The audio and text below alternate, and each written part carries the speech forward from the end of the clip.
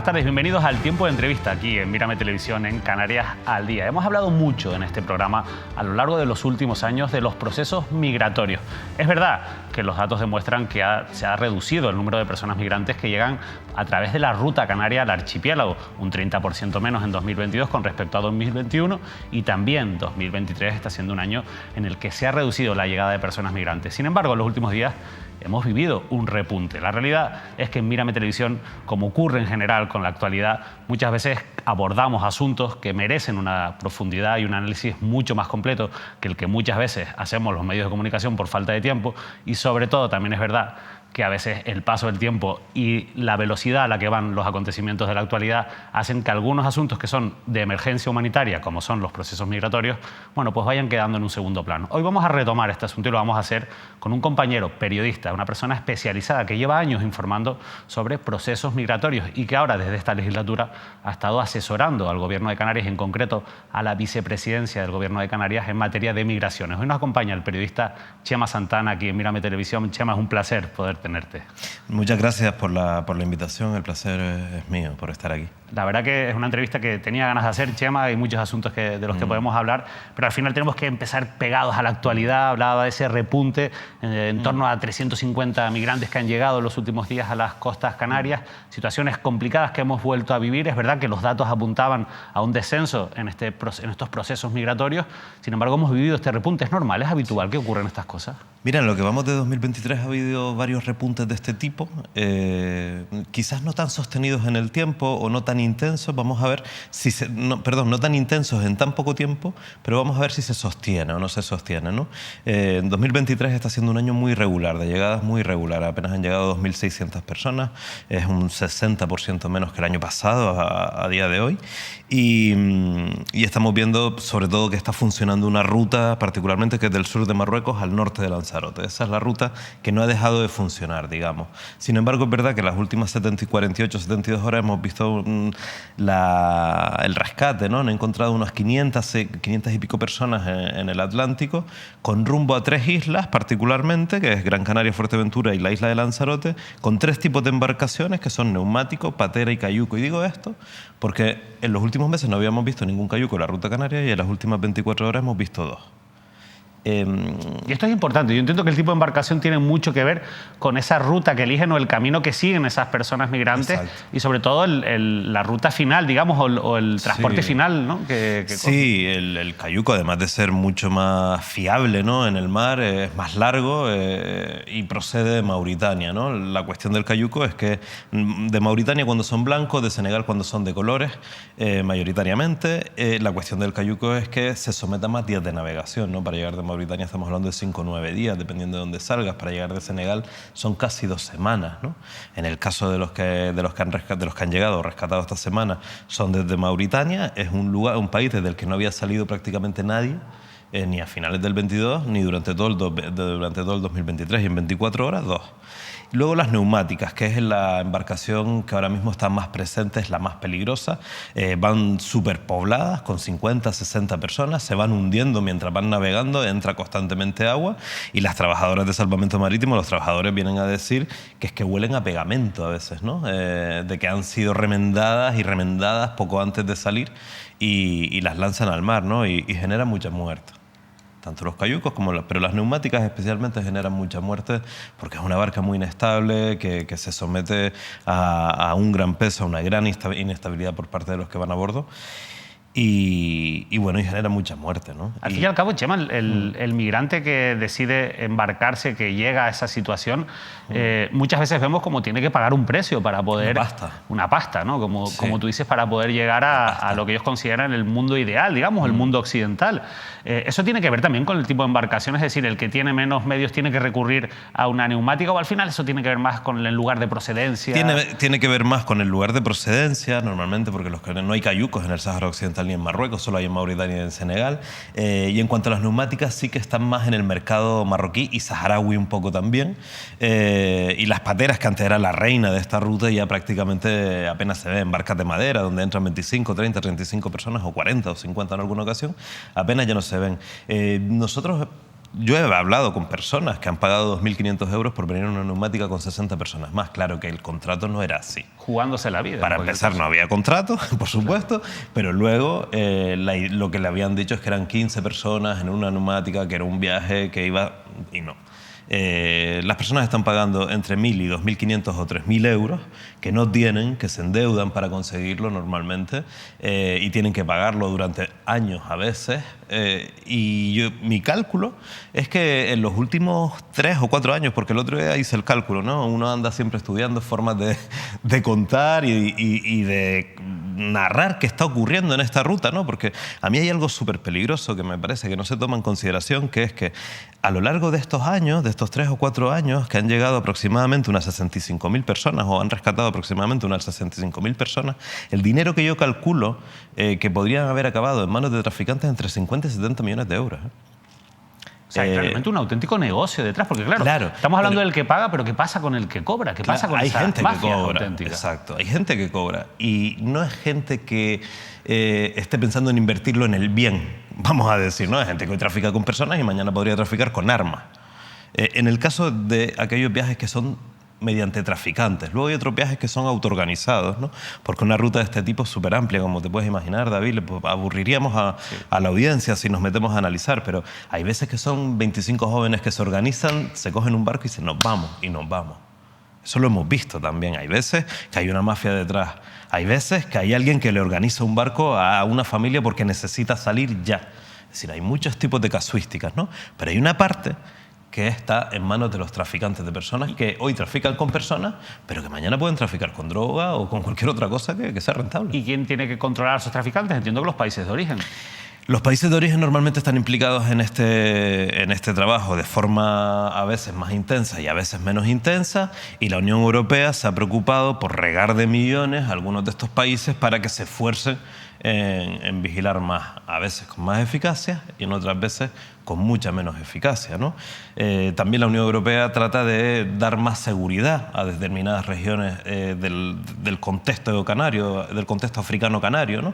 Y uno de las personas que era el encargado del director del programa para la seguridad en el Sahel, que es una región de África de la que salen muchas personas, o algunas de las personas que vienen hacia Canarias, están en la cárcel por el caso Mediador. Por el general Espinosa. Exacto.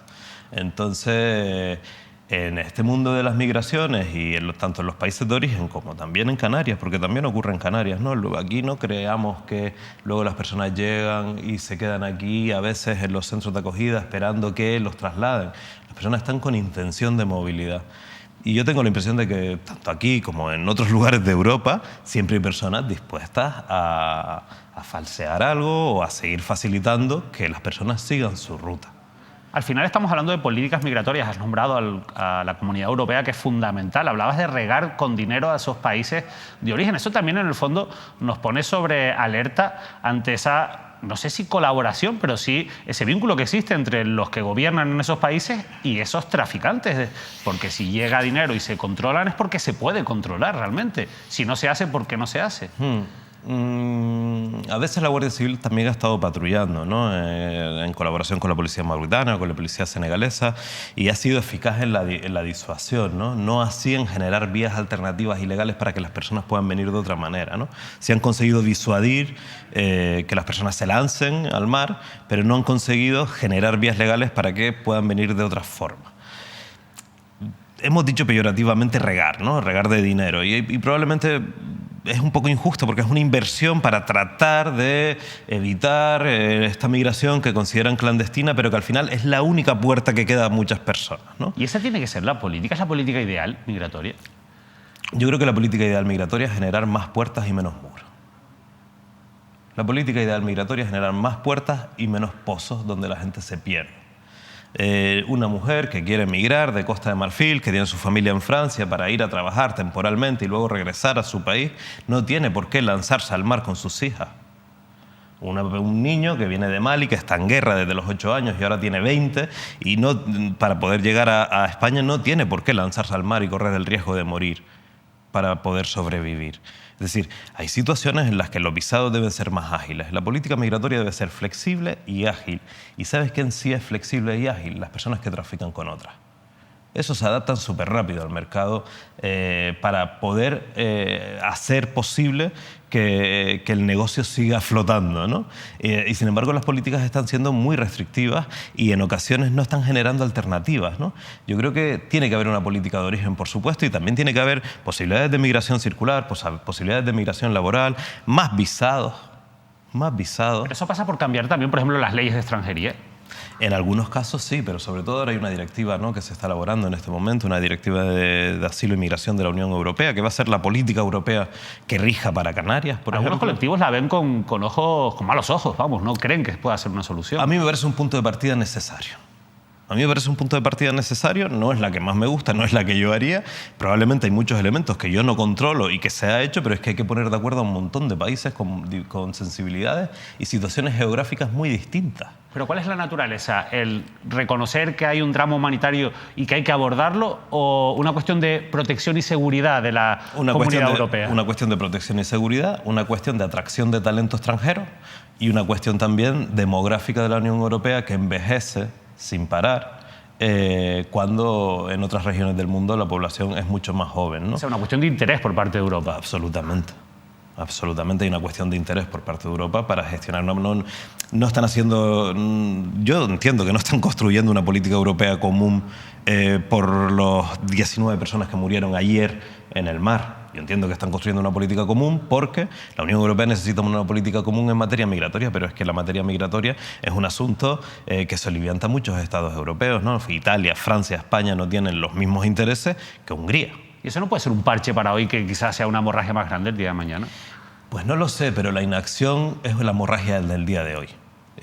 Yo, de verdad, conozco un poco el texto que se está trabajando. No me parece el mejor, pero creo que hay que tener un punto de partida y mejorarlo luego. Y mediante procesos democráticos ir votando a aquellos partidos que apuesten por una u otra salida, pero ya con un pacto, ¿no? Necesitamos avanzar hacia llegar a un acuerdo común europeo en materia migratoria. Yo creo que eso es una necesidad de la Unión Europea, que a Canarias le coge muy de lleno porque nos coge alejado del centro político y en una frontera, ¿no? Y nos va la vida en que la Unión Europea entienda que Canarias es un territorio de recepción y que posteriormente las personas, una vez están aquí, se pueden trasladar al continente europeo. Hablas de un territorio de recepción, sin embargo la sensación que tenemos muchos cuando vemos la política actual es que somos un almacenaje, digamos, somos como un gran almacén para personas migrantes a las que antes o después tenemos que quitarnos de encima. Quizás ese sea uno de los problemas, entiendo. Realmente no se entiende Canarias como un paso, un tránsito hacia otros lugares en los que haya que tratar a esas personas con un mínimo de dignidad, lógicamente, y una cuestión humanitaria. Sin embargo, sí que se ve casi, no sé si como unas cárceles, a lo mejor el término es demasiado agresivo, Chema, pero sí como al menos como un almacén de personas migrantes. Lo fue. No sé si lo ves así. Canarias lo fue. El Estado español intentó que Canarias fuese una cárcel para migrantes durante la pandemia, ¿no? Hasta marzo del 21. ¿Y por ahí van las políticas europeas ahora o no? Yo espero que no. Entiendo que la Comisión Europea ha entendido que España cometió un error que luego enmendó dejando salir a las personas y trasladándolas a territorio continental, pero eso tiene que pasar no solo aquí, tiene que pasar en Lampedusa, una isla italiana que ahora está sufriendo, está en un momento de cierta tensión con las llegadas, con las políticas de Meloni y demás. Tiene que ocurrir en otras islas griegas y en otros lugares que son aislados dentro de la Unión Europea, que somos territorio de recepción y que no se puede congestionar, porque si se congestiona el territorio de recepción, se vulnera con seguridad, como se ha hecho hasta ahora, los derechos de las personas que están en movilidad, que están migrando, que están llegando y están siendo rescatadas. Pero también se vulneran los derechos de las personas que vivimos aquí. Y se generan unas confrontaciones que no son nada deseables, ni para las migrantes, ni para las personas que vivimos aquí, ni para la Unión Europea. Y digo esto e insisto en ello porque la Unión Europea no puede tener en ningún caso la tentación con este nuevo acuerdo de que las personas permanezcan en los territorios de recepción más allá del tiempo necesario para una acogida digna y un posterior traslado a territorio continental donde puedan continuar su proceso migratorio o continuar lo que tenga que ocurrir. ¿Y qué papel tiene la política nacional en este contexto? Lo digo porque vemos como en España, en el Congreso, incluso ahora veremos las últimas declaraciones del presidente, de Pedro Sánchez, la política migratoria se utiliza como arma arrojadiza. Lo que está claro es que no hay consenso en cómo afrontar la política migratoria en el Congreso, en general en la política en España. ¿Cómo lo ves? Yo creo que hace falta un debate mucho más sereno, mucho más sensato sobre la política migratoria, ¿no? Y distingo, ¿no? Y esto me parece relevante. Está, por un lado, la emergencia humanitaria que estamos viviendo en los territorios fronterizos, de personas que llegan ahogándose prácticamente, que llegan familias enteras, que llegan jóvenes, adolescentes y primera infancia, mujeres y hombres con muchas necesidades de países muy diversos que han estado en una ruta migratoria salvaje como es la Canaria. Eso es una emergencia humanitaria. Y luego está las migraciones, que las migraciones es algo mucho más grande, mucho más potente y de lo que en Canarias tenemos algo de conocimiento, ¿no? No obstante, y el vicepresidente del Gobierno de Canarias siempre lo dice, ¿no? En el 2000 teníamos aproximadamente la misma población que Euskadi y actualmente tenemos 250.000 de personas más. Y la mayor parte de las personas no han venido por la natalidad. Han venido atraídas por un modelo económico que genera trabajos en el sector servicios sobre todo, y que de alguna forma hace incrementar la población y hace incrementar la necesidad de servicios para atender a esta población, desde vivienda, salud, educación y a muchos otros, ¿no? Que lo estamos viendo constantemente en distintos... Claro, yo entiendo que en tu discurso ahí, tú cuando hablas de migraciones no estás diferenciando directamente por lo menos la migración de las personas ricas de las personas pobres. Y lo digo porque si reconociendo y siendo una cuestión que va a ser, es un debate ya en Canarias y lo va a ser sin duda con más intensidad en la próxima legislatura, el problema demográfico que tienen las Islas Canarias, esa superpoblación de la que hablas, también es verdad que no sé hasta qué punto se puede acabar o utilizar este debate para acabar criminalizando lo van a hacer, al migrante pobre, al que viene en patera. Y hasta qué punto es responsable de esa superpoblación el migrante pobre que viene en embarcaciones. Nula, por favor. En los últimos 4 o 5 años, los últimos 4 años han llegado, yo creo que son entre 60 y 65.000 personas a Canarias. La mayoría africanos.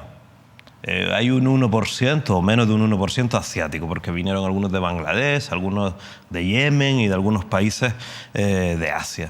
La mayoría africanos. De esas 65.000 personas, yo estimo que en Canarias no hay ni 4.000. No son ellos los que se quedan. Y no criminalizo al que se queda. Yo entiendo que alguien venga traído a trabajar. Yo me he ido de Canarias también a trabajar, atraído por otros modelos económicos, otros modelos sociales y he estado trabajando, ocupando un puesto de trabajo probablemente de alguien del lugar. Y yo entiendo que las personas vengan a trabajar aquí de otros países, porque además formamos parte de la Unión Europea, ¿no? Cuando la gente dice, no, es que hay muchos italianos. Claro, y tú puedes ir a Italia a trabajar. Ahora bien, tenemos que reevaluar hacia dónde queremos ir y probablemente de forma legislativa no se puede abordar, pero de forma de modelo económico sí que se puede hacer algo, ¿no? Y creo que este debate lo tenemos encima y por descontado que tanto partidos políticos como dirigentes van a utilizar a las personas migrantes pobres para enfrentar este asunto, ¿no? No es difícil encontrar un discurso de pues llegan y me quitan el trabajo. La mayoría no están aquí. La mayoría están en la península, en Francia, en Alemania. El otro día hablaba con un pibe que llegó aquí y está en Irán trabajando.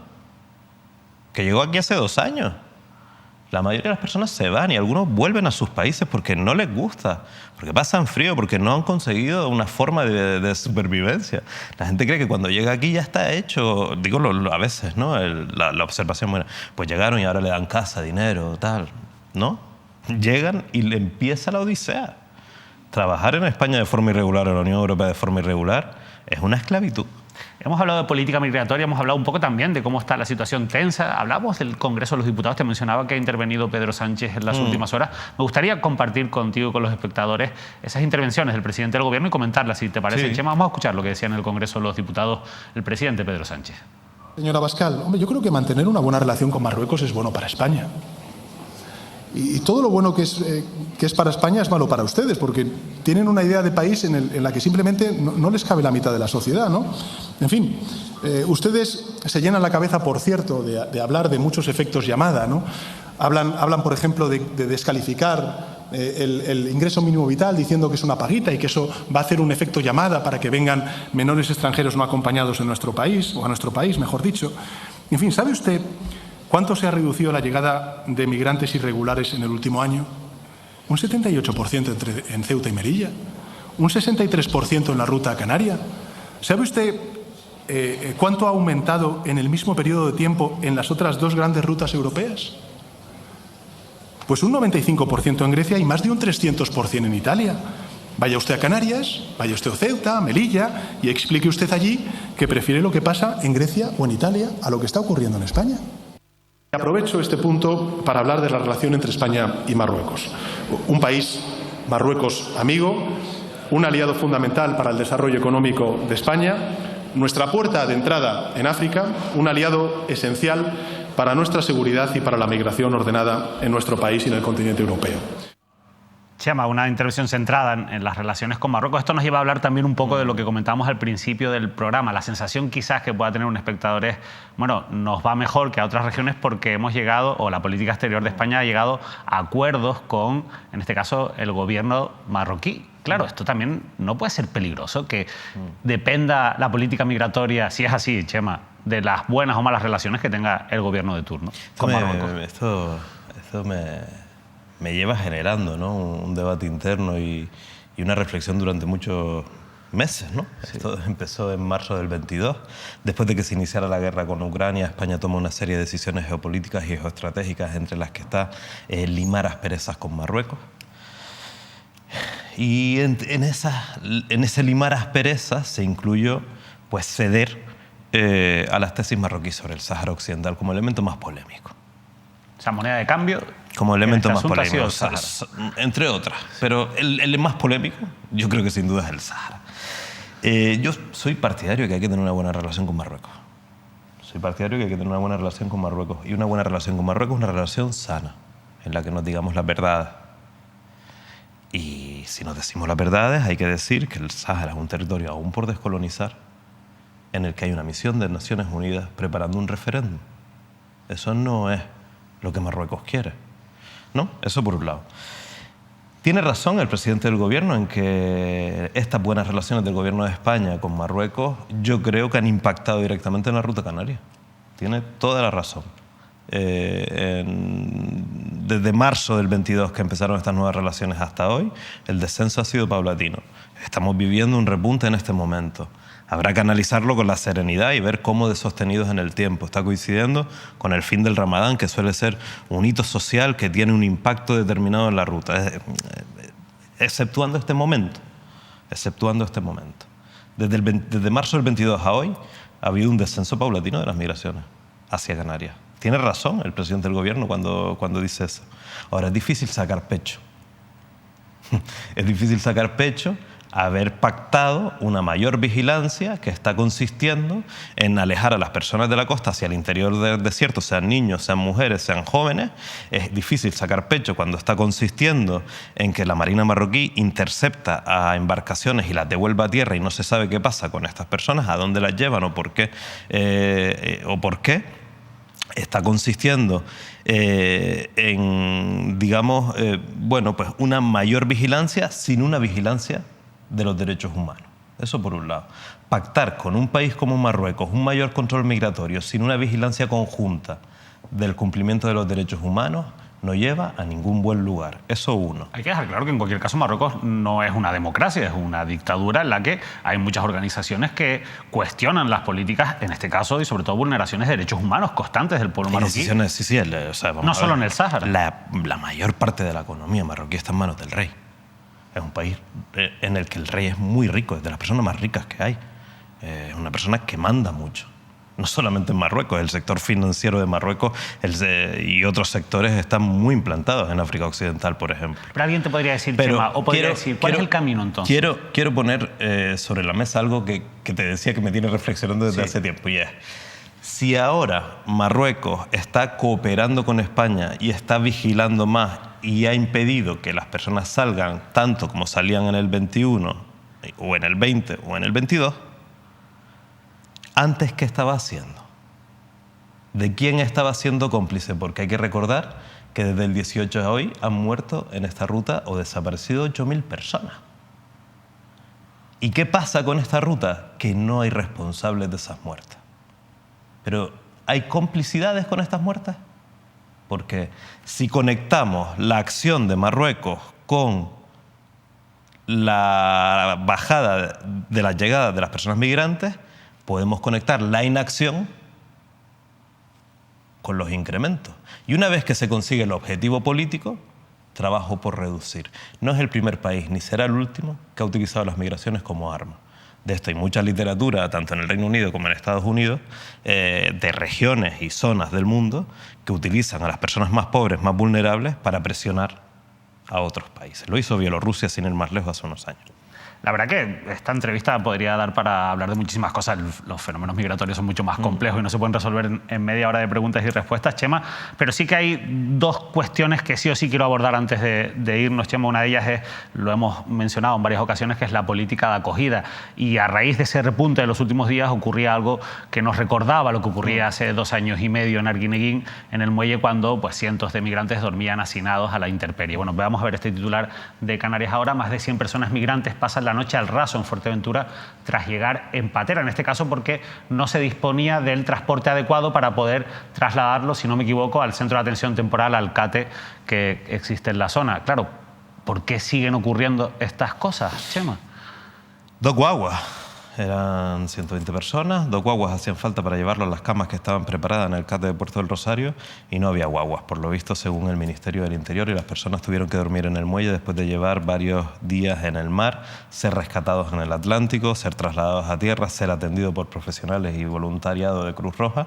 Tuvieron que dormir en el suelo, al raso, en el muelle. Ya lo vimos en Arguineguín cuando eso empezó a ocurrir. Cuando vemos estas imágenes, yo creo que enseguida reaccionamos, estamos en shock con aquello que ocurrió, no queremos que vuelva a ocurrir y me parece que es un error que no debe volver a ocurrir. La delegación del Gobierno ha admitido que pasó, ha explicado que lo va a solucionar y esto no puede volver a ocurrir. Ya, pero es que vuelve a ocurrir. O sea, no podía volver a ocurrir después de lo de Arguineguín. Y ha vuelto a pasar. ¿Por qué, Chema? Y es la segunda vez que pasa, ¿eh? Hay que decir que en Gran Tarajal este año es la segunda vez que pasa, no es la primera vez. Pero entonces ya no puede ser un descuido puntual. Ya ha habido demasiadas advertencias. ¿Por qué sigue pasando? Yo no sé por qué sigue pasando. Yo lo denunciaré siempre cuando ocurren cosas de este tipo, ¿no? Algunas veces cuando, bueno, trabajaba antes en otros sectores, en los medios de comunicación, organizaciones no gubernamentales, cuando me incorporé a apoyar al Gobierno de Canarias, la vicepresidencia del Gobierno en concreto en esta materia, una de las razones es para intentar elevar las denuncias, ¿no? Uno no se incorpora a estos trabajos para silenciarse, se incorpora para intentar elevar las denuncias, ¿no? Y esto lo hemos denunciado constantemente. Esto no puede pasar, porque no puede pasar en Canarias que en el 2023 que las personas tras ser rescatadas duerman en el muelle. Pero esto es una competencia de la delegación del Gobierno y no quiero entrar en esto, es competencia de unos, competencia de otros. No puede pasar y ya está. No puede pasar y ya está y no debe volver a ocurrir. Chema, hay una cosa que es muy interesante y que también ha generado debate, que es la situación, hablando de competencias, el Gobierno de Canarias siempre ha dicho que sus competencias son escasas, digamos, en política migratoria, pero sí que hay una competencia que es muy importante, que es la tutela de los menores no acompañados que llegan a Canarias. Ahí, a lo largo de esta legislatura hemos visto incluso llamadas de socorro del Gobierno de Canarias por carecer de los medios adecuados para dar una acogida digna a los menores no acompañados. ¿Eso ha cambiado? ¿Se ha mejorado la atención a los menores no acompañados? Y discursos muy duros, ¿no?, de la Directora General de Protección de la Infancia y la Familia, pidiendo, bueno, pues reclamando al Estado que apoyara a Canarias para facilitar y agilizar los traslados al resto del Estado, ¿no?, porque nos hemos visto con más de 2.500 menores acogidos en Canarias por una norma que hay discusión jurídica sobre si esta norma aborda este asunto. Hay juristas que piensan que sí y hay otros que piensan que no, que esta acogida debía ser del Estado, como lo es también para los adultos. Pero en cualquier caso, ahora mismo está así y no hay que eludirlo, ¿no? Yo creo que ha fallado estrepitosamente la detección de la edad de los menores.